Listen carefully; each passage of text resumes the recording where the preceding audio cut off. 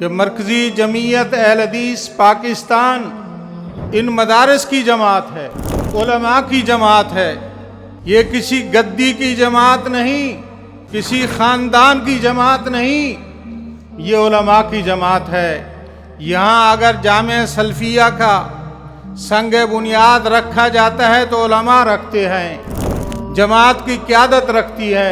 یہاں اگر جامعہ محمدیہ خانپور کا سنگ بنیاد رکھا جاتا ہے تو مرکزی جمعیت اہل حدیث کے نائب امیر قاری عبدالوکیل صدیقی کی کوششوں سے امام کعبہ اس کا سنگ بنیاد رکھتے ہیں اور اس کا آغاز یہاں سے کرتے ہیں۔ تو یہ جو ہماری جماعت ہے، پہلا امیر، سب سے پہلا امیر سید داؤد غزنوی تھا، اور ان کے بعد آنے والے عمراء ذمہ داران مولانا ثناء اللہ امر تسری، مولانا اسماعیل سلفی، مولانا محمد گوندلوی، مولانا معین الدین لکھوی، میاں فضل حق، علامہ احسان الہی ظہیر، پروفیسر ساجد میر رحمت اللہ علیہم اجمعین، سب نے اس مسلک کی، اس جماعت کی آبیاری کی، اور یہ جماعت علماء کی جماعت ہے۔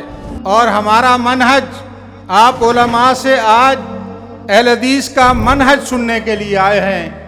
اہل حدیث کا مقصد یہ ہے کہ اللہ تعالیٰ نے جس طرح قرآن میں فرمایا فَمَنْ زُحْزِحَ عَنِ النَّارِ وَأُدْخِلَ الْجَنَّةَ فَقَدْ فَازَ، جہنم سے اللہ بچا لے اور جنت میں داخل کر لے تو کامیابی ہی کامیابی ہے۔